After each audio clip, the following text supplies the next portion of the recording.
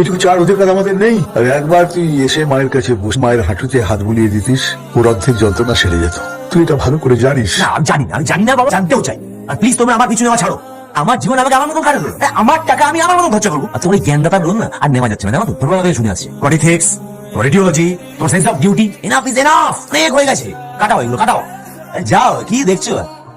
যাও তো। কাটিয়েছে টাইমে ঠিক।